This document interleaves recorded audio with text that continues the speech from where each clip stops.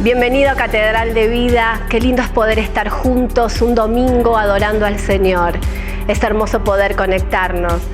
Es hermoso estar juntos.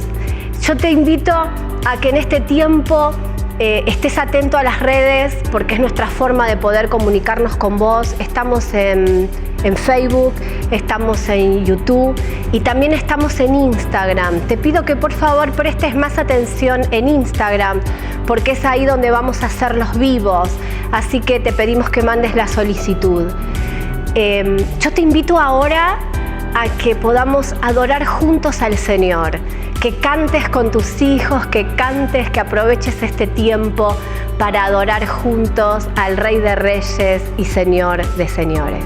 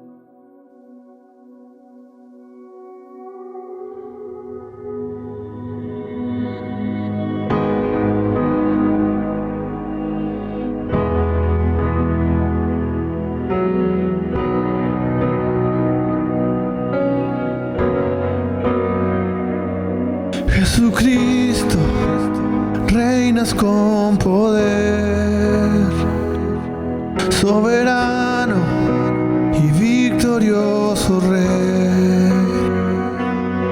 Ni la muerte pudo detener tu poder para vencer. Dios de lo imposible, te adoramos. Eres invencible y soberano. Tuya es toda la gloria, tuyo es todo el honor. Jesucristo, reinas con poder, soberano y victorioso Rey. Ni la muerte pudo detener tu poder para vencer. Dios de lo imposible, te adoramos. Eres invencible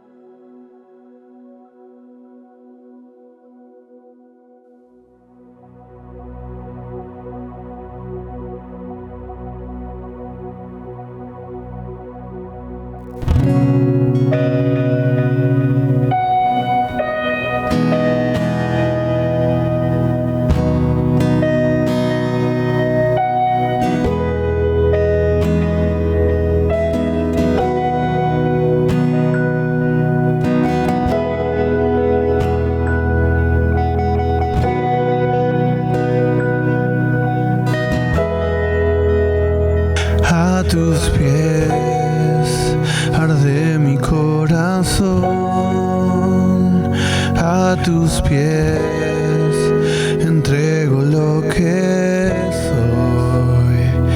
Es el lugar de mi seguridad,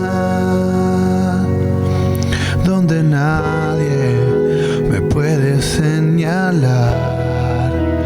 Me perdonaste, me acercaste a tu presencia, me levantaste y me postro a adorarte.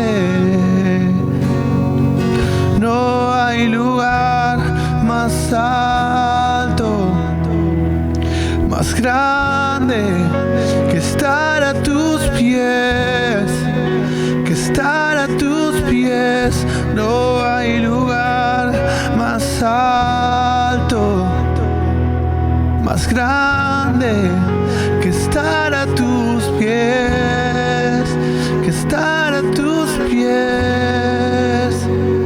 A tus pies arde mi corazón, a tus pies entrego lo que soy. Es el lugar de mi seguridad, donde nadie me puede señalar. Me perdonaste, me acercaste a tu presencia, me levantaste y hoy me postro a adorarte. No hay lugar más alto, más grande que estar a tus pies, que estar a tus pies. No hay lugar más alto, más grande que estar a tus pies, que estar a tus pies. No hay lugar más alto, más grande que estar a tus pies, que estar a tus pies. No hay lugar más alto, más grande que estar a tus pies, que estar a tus pies. Aquí permaneceré, postrado a tus pies.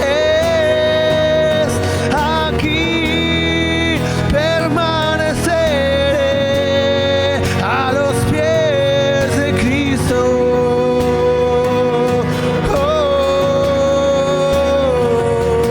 Aquí permaneceré, postrado, postrado a tus pies.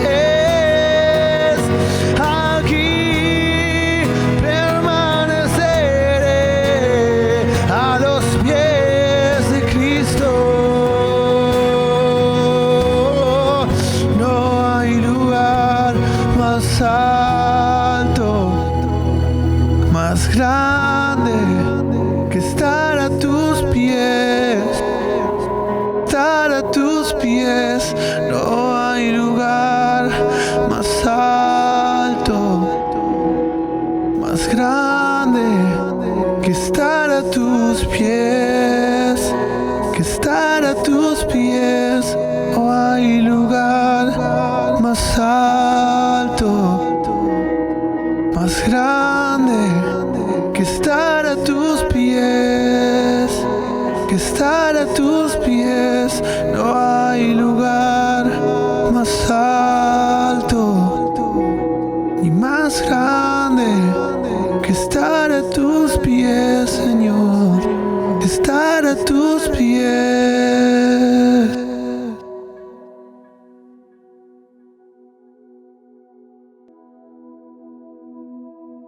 Sin dudas que a los pies de Cristo es nuestro mejor lugar. Ahí, a los pies del Señor, tenemos refugio, tenemos consuelo, tenemos esperanza. Qué bueno decirle al Señor estas palabras, adorarle y decirle: Señor, no hay lugar mejor que estar a tus pies. ¿Saben? Quiero compartir con ustedes una palabra de Dios.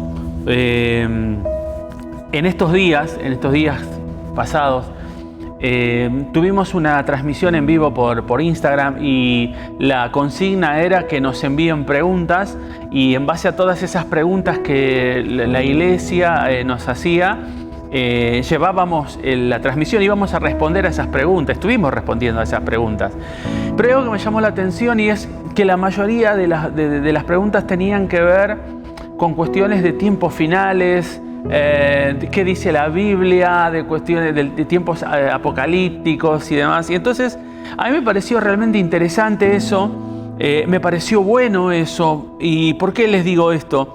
Porque aquellos que somos conocedores de la Biblia o somos lectores de la Biblia, también nos estamos preguntando en estos días, frente a los eventos, frente a esto que estamos viviendo, a esta situación tan rara, tan extraña de todo el planeta lo está viviendo. Y por supuesto uno se va haciendo preguntas, pero ¿por qué nacen estas preguntas? ¿Habla la Biblia respecto de tiempos finales? ¿Habla la Biblia respecto del fin de las cosas? Sí, bueno, la Biblia habla al respecto. Y yo quiero hablar un poquito de esto también hoy. El Señor habló y nos prometió que Él vendría otra vez. Y nosotros, su iglesia, los cristianos, creemos en esto. Es parte de las bases de nuestra fe. Entre otros puntos, la segunda venida de Cristo tiene que ver con los cimientos de nuestra fe, de nuestro credo como iglesia cristiana. Entonces la Biblia habla al respecto, sí, claro que sí, hace referencia a estos temas. Por eso me pareció bueno que se aborde, me pareció bueno porque frente a situaciones a veces extremas es que se nos encienden las alarmas, el ser humano es así. Y yo estoy viendo y estoy notando que frente a esto que está pasando, porque no solo personas que son de la iglesia o que leen la Biblia se están haciendo preguntas, sino también otras personas que nada tienen que ver con la iglesia o no asisten a la iglesia o quizás no son lectores de la Biblia, pero se están preguntando algunas cosas. Y eso me parece interesante. Entonces yo quiero hablar al respecto de esto. Hay una parábola en el Evangelio de Mateo, en el capítulo 25. Una parábola, las parábolas eran historias que el Señor tomaba de ejemplos de la vida cotidiana, de la vida diaria que la gente conocía y sabía. ¿Para qué? Para explicarles una verdad, para revelarles una verdad. Porque había cosas que la gente no lo iba a asimilar así nomás. Entonces él necesitaba darles ejemplos acerca de esto. Y esta parábola de las 10 vírgenes es un ejemplo, y él les está hablando de su segunda venida, de la segunda venida de Cristo, del advenimiento del Señor. Y le dice así, vamos a leerlo. Mateo capítulo 25, desde el versículo 1, dice así: entonces el reino de los cielos será semejante a 10 vírgenes que, tomando sus lámparas, salieron a recibir al esposo. 5 de ellas eran prudentes y 5 insensatas. Las insensatas tomaron sus lámparas y no tomaron consigo aceite, mas las prudentes tomaron aceite en sus vasijas juntamente con sus lámparas. Y tardándose el esposo, cabecearon todas y se durmieron. Y a la medianoche se oyó un clamor: aquí viene el esposo, salid a recibirle. Entonces todas aquellas vírgenes se levantaron y arreglaron sus lámparas. Y las insensatas dijeron a las prudentes: danos de vuestro aceite, porque nuestras lámparas se apagan. Mas las prudentes respondieron diciendo: para que no nos falte a nosotras y a vosotras, id más bien a los que venden y comprad para vosotras mismas. Pero mientras ellas iban a comprar, vino el esposo, y las que estaban preparadas entraron con él a las bodas, y se cerró la puerta. Después vinieron también las otras, diciendo: Señor, Señor, ábrenos. Mas él respondiendo dijo: de cierto os digo que no os conozco. Aquí está la clave, y aquí está la enseñanza en el versículo 13 de esta parábola. Dice: velad pues, porque no sabéis el día ni la hora en que el Hijo del Hombre ha de venir. O sea, esta enseñanza apunta a advertirnos a que estemos preparados cuando sabemos o advertimos o nos están diciendo las señales, lo que pasa, porque tanto en el Evangelio de Mateo en el capítulo 24 como en el Evangelio de Lucas en el capítulo 21 habla de cuáles serían las señales de los tiempos finales previos a la venida del Señor. Y realmente, por eso digo que me parece bueno, porque veo que la gente está atenta, porque mira, no es mi idea decirte y darte una fecha y decirte, mira, Cristo viene y va a venir en esta semana, va a venir en este mes, no lo sabemos. De hecho, la Biblia dice que ni siquiera los ángeles del Señor lo saben, solo Dios lo sabe a esto. Pero es interesante abordar este tema porque también es interesante ver las señales, las alarmas que se nos encienden, y eso es bueno porque nos permite estar alertas. Esa es la enseñanza de la parábola de las 10 vírgenes. Y algo que describe en esta parábola es las características que ellas tenían, y de ello quiero hablar. La actitud que ellas tuvieron frente a la espera del esposo que volvía, que lo había dicho, que volvía. La actitud de ellas, ¿cuál era la actitud de ellas?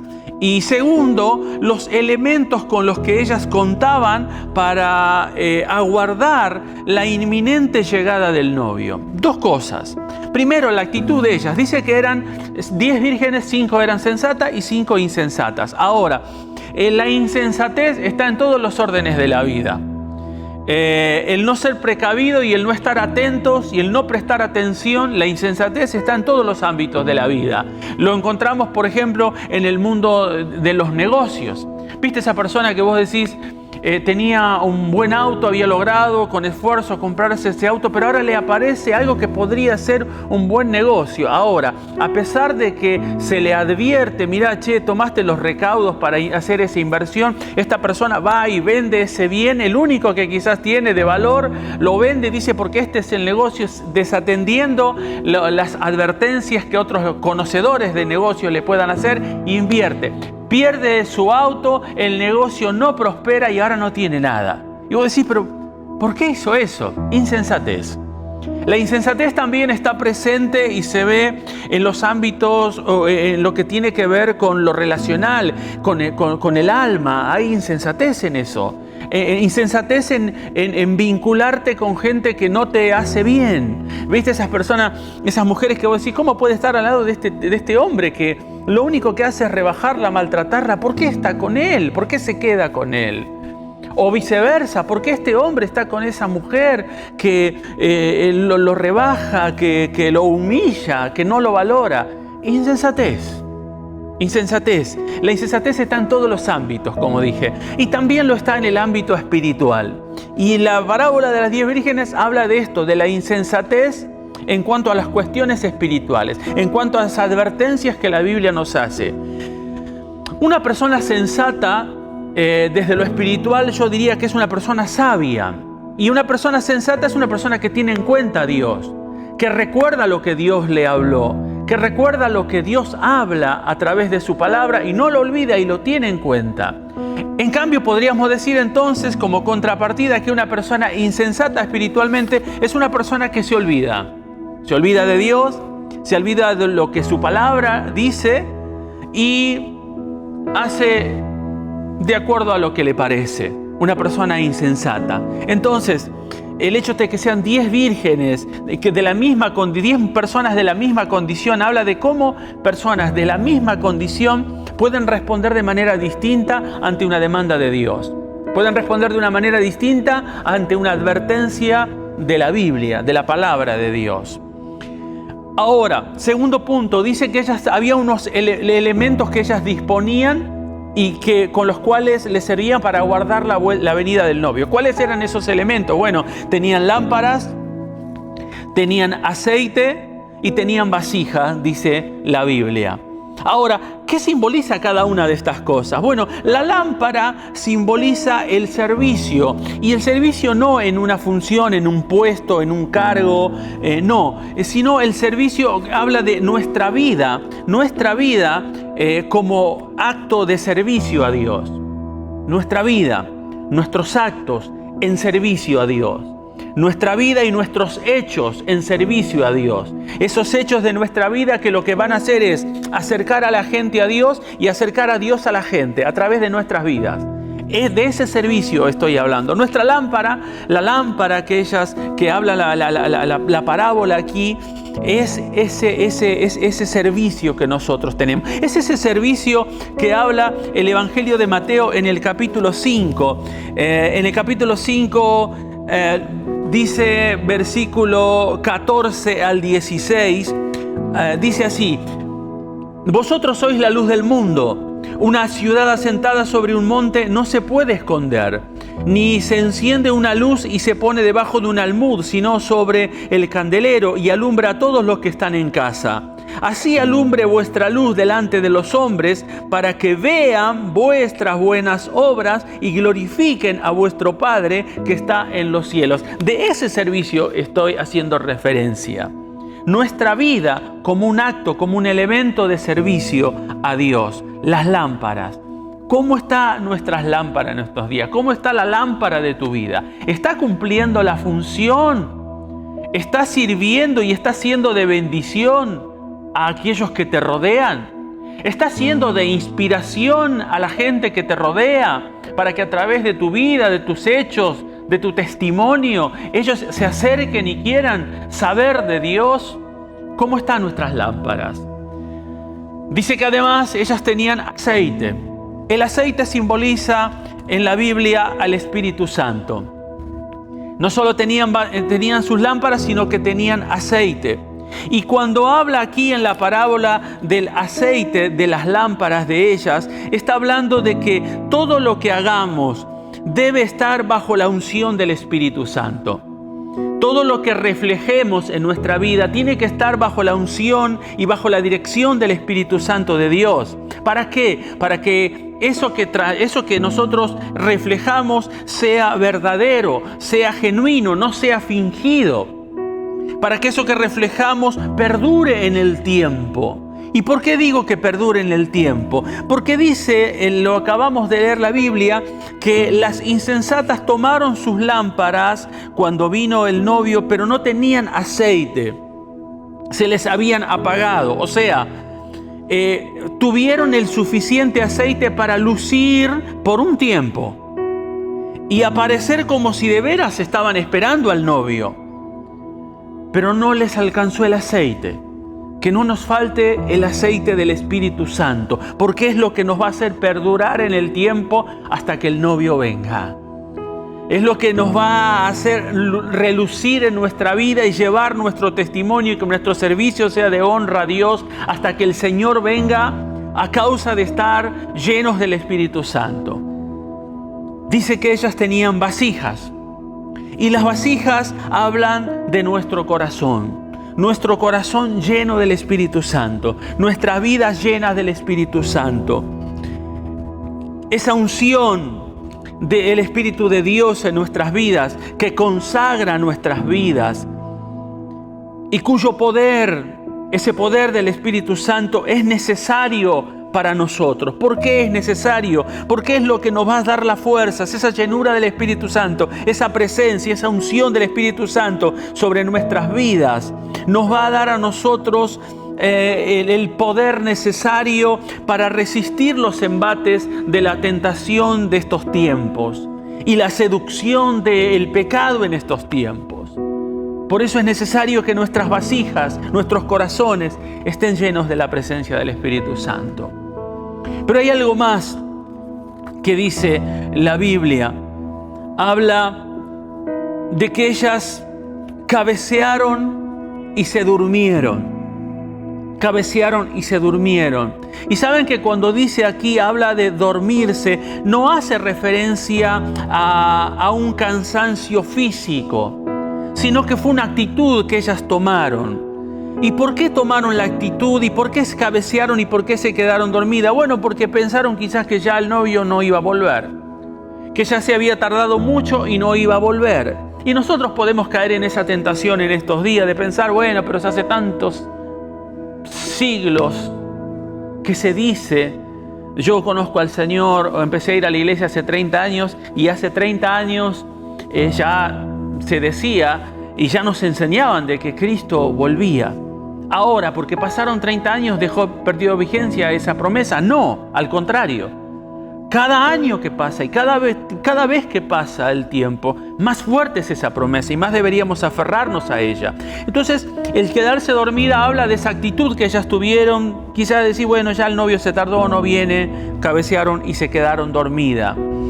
Entonces, no es un cansancio físico, sino que es una conducta que uno adopta, con un comportamiento que uno adopta y que Dios no aprueba.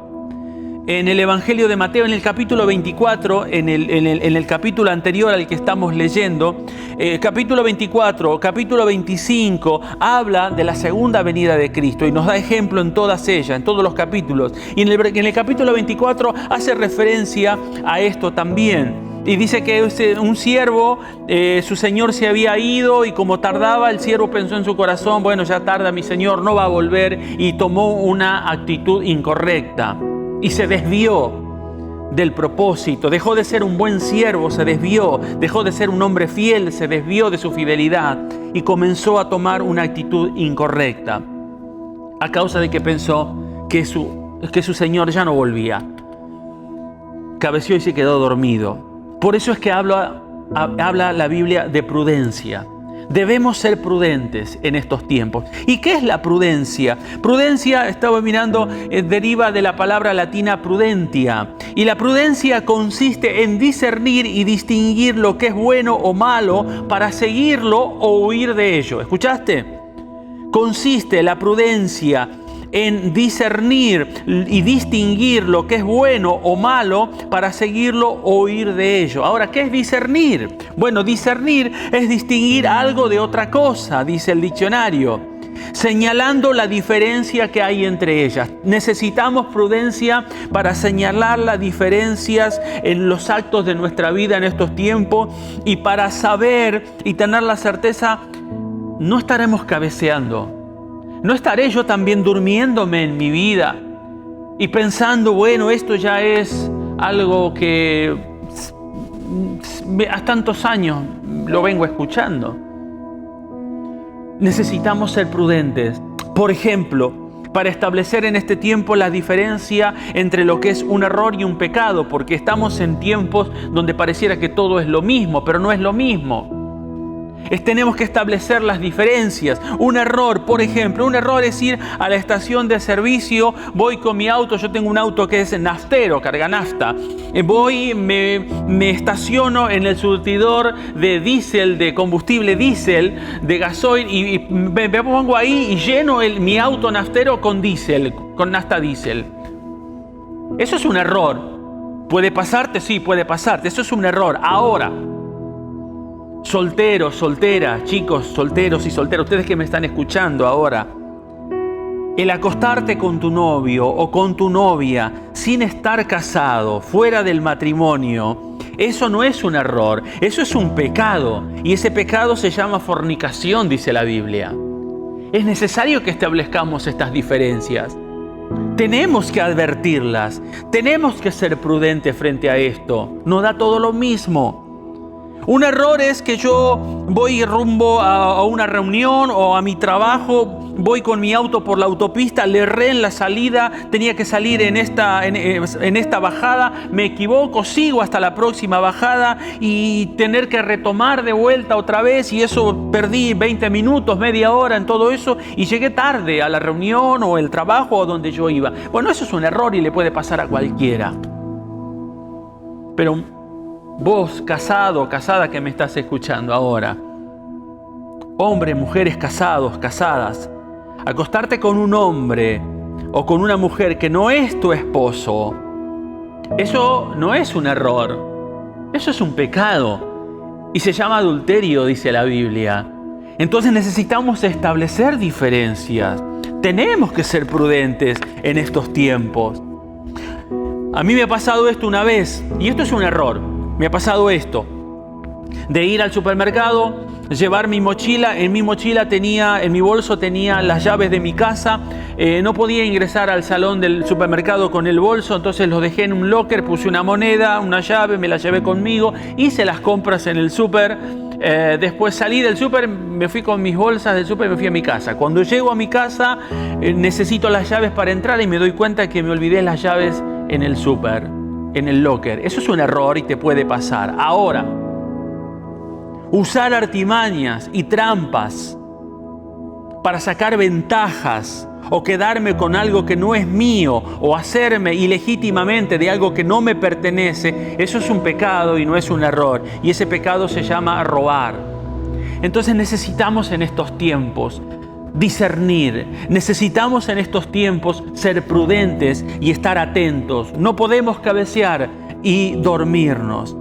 En el libro de Tesalonicenses, y con esto cierro, en el capítulo 4, hay allí una lectura, habla de la segunda venida de Cristo en Tesalonicenses en el capítulo 4, desde el versículo 15 al 18. Después te animo a que lo leas ahí en tu casa. Primera de Tesalonicenses capítulo 4, versículo 15 al 18. Viene hablando de la segunda venida de Cristo y de cómo serían los acontecimientos y cómo se va a llevar a cabo. Hay una descripción allí de cómo va a ser la segunda venida de Cristo. Ahora, en el versículo 18 dice esto y es una clave. Dice, por tanto, alentaos los unos a los otros con estas palabras. O sea, la idea del autor de Tesalonicenses mi idea es alentarlos con estas palabras, no asustarlos, no meterlos en terror, no, sino alentarlos. Y mi idea en esta tarde con esta palabra es alentarte. No quiero que meterte en terror, no quiero meterte temor, no, al contrario, quiero alentarte. Hermano, hermana, querido, amigo, amiga, estas promesas, esta palabra de Dios es vigente. El Señor va a volver por su iglesia. Las señales que tenemos hoy alrededor nos dicen que, bueno, es algo inminente y podría serlo. Lo interesante de esto es que permanezcamos alerta y que tengamos la actitud correcta frente a esto. Y con esto quiero alentarte, que sigas teniendo la actitud correcta frente a todo esto que está pasando. Quiero hacer una oración. Señor, te damos gracias, primero por tu palabra. Gracias por este tiempo que podemos compartir juntos, al menos a través de esta pantalla, pero podemos compartirlo, Señor. Puedo llegar al hogar de mis hermanos, de mis hermanas, de los amigos que nos están viendo. Señor, te pido que esta palabra siga trabajando en cada corazón. Te pido, Señor, que traigas a nuestras vidas, tu Espíritu Santo esté trabajando y nos despierte y nos movilice a través de esta palabra. Para que si estamos alertas y estamos despiertos espiritualmente, sigamos de esta manera. Pero que si habíamos estado y habíamos entrado en la tentación de quedarnos dormidos, Señor, nos despertemos en este tiempo. Te damos gracias, Señor, por tu palabra, gracias por este tiempo y por llegar al hogar de cada uno de mis hermanos. En el nombre de Jesús, amén. Hermosa iglesia, que el Señor te bendiga.